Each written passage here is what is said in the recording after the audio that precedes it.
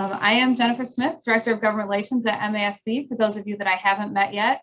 With me, with the blue backgrounds, are my team, Jeff Cobb, the Assistant Director, and Deshandra Bedenfield, our Policy and Grassroots Analyst. We're also joined today by our Executive Director, Don Wetruba. But we're really here to talk to our U.S. Senator, Gary Peters. He was first elected in 2014 and currently serves as Chairman of the Homeland Security and Government Affairs Committee. He has served many years in public service and has always been a champion of public education. In last congressional session, he was recognized as the #1 most effective senator in the U.S. Senate. So we are proud to have him as our senator. And I turn it over to you, Senator Peters.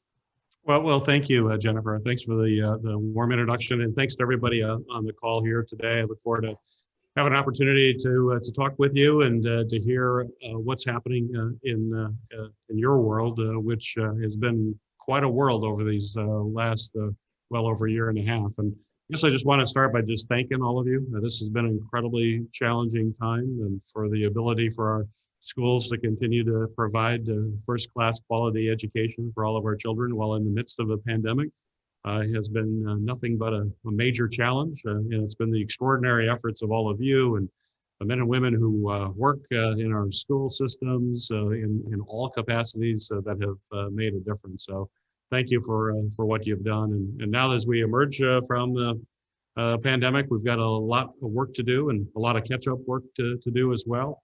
And make sure that you have the funding necessary to continue to provide the services that are so essential for our country. And as I just mentioned, that's been part of the rescue plan and the recovery acts that we have done. We've continued to push to make sure that you have the money you needed initially to make sure that as you were going online, that you had the resources to be able to do that. And some of the major gaps have been things that I've been really focused on, in the fact that we need to do a much better job of making sure everybody has access to quality, high-speed internet, which is we saw always knew was a problem. It's been a problem I've been working on for some time.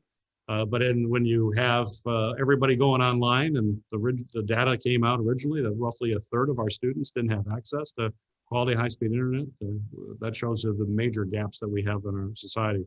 One of the huge lessons as a result of this pandemic is it exposed some of the gaps that we knew existed, but were brought to bear in no uncertain terms. And so I've been working particularly on that issue, making sure we get more resources so that everybody has access to it. To me, it's equivalent to electricity in the last century, where everybody, no matter who you are or where you lived, would have access to electricity. The same thing has to be a high-speed broadband internet. And that means your school is connected to the students at large. Clearly, advantages and necessities beyond schools, from the delivery of healthcare to the fact that many of our small businesses wouldn't have survived if they didn't have access to the high-speed broadband. So we're going to continue to work on that. There's substantial funding available already, and funding that came out in the rescue plan. As we debate this infrastructure plan that we're in the midst of doing right now, there's more to do in that area. One thing that I hope will make that more efficient and will help your districts too, and make sure that all of folks have access to some of those tools, is a mapping bill that I was one of the primary sponsors and authors of, to make sure we have better maps. We had maps that weren't accurately reflecting who had internet and who didn't, or high-speed internet. And if you had one person or one household that had it in a whole census tract, it was considered everybody had it, which is ridiculous to make that assumption. We're going to have more granular level. And part of the reason the maps were so bad is we relied a lot on private companies to tell us where their coverage was and where it wasn't. And probably no surprise to everybody here, sometimes they overstate their coverage and don't really give us a clear picture. Now we're going to get that kind of clear picture going forward, and we'll continue to put those resources in. But then there's all the other aspects of physical infrastructure that has already been covered in a lot of our bills, but we're not giving up. I agree with President Biden that we need to be big, we need to be bold when it comes to this infrastructure. And it has to be a broader definition than just roads and bridges. Those are really important, and it definitely has to be roads and bridges. Don't get me wrong, but it's a lot broader than that. And that means our school buildings, our school facilities. It means the infrastructure of having quality instruction, dealing with the teacher shortage that we're finding right now, to make sure we're training, have the infrastructure of that educational opportunity there going forward is going to be important. I think it also means expanding educational opportunities into preschool, which, as you know, the president's plan has been calling for that, and that's part of infrastructure in my mind. That's 21st century infrastructure. Having the ability to go to community college and have that 2 years free is important, increasing Pell Grants, the whole gamut of what it's going to take in order to make sure that our students have all the tools that they need to be successful in what's going to be an increasingly competitive world, and the need for innovation. We just passed the Innovation Act out of here in a bipartisan way this week that puts more money into scientific research, engineering research, but also STEM education to make sure you have more resources to provide quality STEM education to your students to get these new jobs as technology is going so quickly at an unprecedented rate. I like to think we are probably I think in the most exciting time in human history in terms of the scientific advances that are just right within our reach, whether it's artificial intelligence and synthetic biology and nanotech. I mean, go down the list. It'll transform the way that we live, but it'll create real challenges to make sure we have folks that are prepared to be able to move into those jobs, good paying jobs, and make sure that everybody shares. I don't want a system where only a few are able to reap the incredible advantages we're seeing. It has to be truly democratic in that everybody has the opportunity to achieve that. So an area that I'm working on. The other area, and I'll open up to questions. I don't mean to turn this into a Senate filibuster here, but the other area is cybersecurity, which is critically important. In fact, we just had a hearing for our new cyber director, and I had a hearing earlier. I'm chair of Homeland Security Committee, which oversees cyber, and had a hearing with the CEO of Colonial Pipeline, the ransomware attack that just occurred that shut down a pipeline for a period of time, and we see these ransomware attacks continually.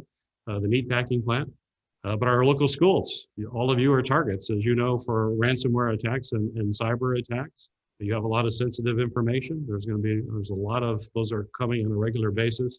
I have just introduced legislation through my committee in a bipartisan way, working with one of my Republican colleagues on the committee to strengthen resources and tools for our school districts to be able to strengthen your cyber defenses, because nobody is immune from this right now, and it continues to get worse. And we'll get more details to you as that bill goes through the process. So I think I'll stop there, Jennifer, and in the remaining time here, happy to hear either a question or what you'd like me to know, hear about some of your challenges and things you'd like me to be working on.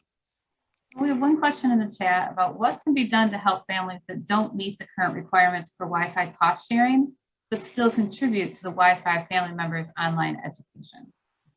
I'm sorry, that would... There's requirements for Wi-Fi cost sharing. And what can we do for families that don't meet those requirements, but they still contribute to the Wi-Fi costs for family members' online education?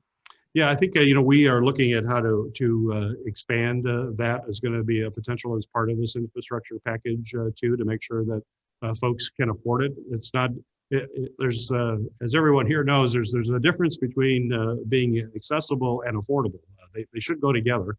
Just because it's available, but if you can't afford it, then it's really not nothing that you can do. So how do we do that? The other thing that we're looking at is to make sure these are long-term, not one-time or short-term funding streams that help somebody, but how do you make it sustainable over the long period of time? So certainly that's an issue that we are discussing. One of the big things we've been talking about over the last couple of days is funding of IDEA and the special education costs that our states and districts face. And when we pulled some Michigan numbers, there's a shortfall in our state when you combine state and federal money and local millages of about $750 million that has to be made up by school district operating funds to help cover special education costs. And if you look at IDEA said that the federal government would cover 40%, which at this point, Michigan's getting 14.8. But as we looked at it, 40%, if the feds paid their full amount, it would more than make up for that difference that we're missing. What do you see coming on IDEA? Do you think that there's going to be a chance to help close that gap between what we're getting now and what IDEA actually says we should be getting? Well, I certainly hope so. This has been something that I've wanted to do, and I've heard from all of you for more years than I care to recall right now, because it's been a persistent problem. And I'm proud to be a co-sponsor on the IDEA Full Funding Act, which I know is music to the ears of everyone here. Full funding, if we can get to that, would be great. And I'm hoping that we'll have that opportunity now as we're looking at trying to close some of these systemic gaps that we have as part of the infrastructure. It may not be in the infrastructure bill itself, but part of, as we look at the kind of systemic things that we need to plug. So that bill is out there. Given the makeup of the Senate, I would hope that we'd at an absolute minimum, we'd at least get it on the floor for a vote. I think it's important to have that and get people on the record. When you hear people say they're supportive and yet they don't do anything to actually move the bill, it makes me a little suspect. So let's get it on the floor. Let's let people vote, see exactly where they are. And it also would give you an opportunity to fully engage your advocacy, that we actually have a vote coming up, and we're going to hold people accountable as to how they vote, and the broad community support to get that happen. So I don't know if that vote coming up, but it's not like I have information that's coming up anytime soon. But I suspect, given the leadership on that committee that we have now in the Senate, and the fact that we have a slight majority here. My caucus has a slight majority. I say a slight majority. We have Kamala Harris. That's our slight majority there. It's very tight. And I love seeing when Kamala comes to the floor, because that will support us to be able to move some of the agenda. That we at least at minimum get a vote. I know there are some problems we have with some folks on the other side of the aisle, but we need at least 10 Republicans. And how do you see the appropriations process playing out this year? Well, we are hoping to actually have a real process to go forward. I don't really want to see we have usually these continuing resolutions that go forward, and we're certainly hoping that we'll be able to have a more robust process and kind of get back to a regular way. We've been having discussions on that. We just talked about that this week on some of our goals to be able to do that. But there's a lot on our plate right now, but the appropriation process should be regular order, and hopefully that's what we'll have.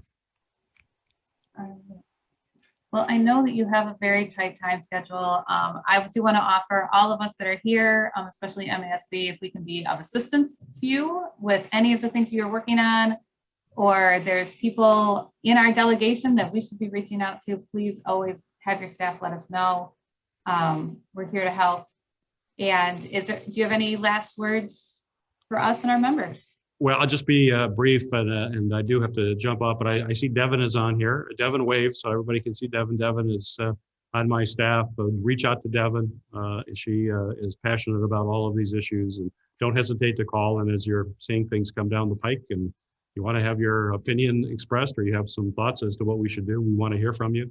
I like to think Devin and I come up with really good ideas, but usually it's always ideas from all of you. Those are really the good ideas that we get. We just articulate them. We just go to battle for you. But you're the ones on the front line. You're the ones dealing with these every day. And I can't be the most effective advocate for you if I don't hear from you. So let us know, and we'll take on that cause. And I'll just say once again, thank you. Thank you for your service. Being on the boards that you are is a really tough job. I don't need to tell you that, but you have a really tough job, and you're dealing with the most precious resource, which is our students and the future of our communities and our country. So thank you for your willingness to take on these roles. I know you're not doing it for the money. You're doing it because it's a mission. You're doing it because it's your passion. And God bless all of you for all you do, and have a great week. Take care. Thank you, Senator, for your time.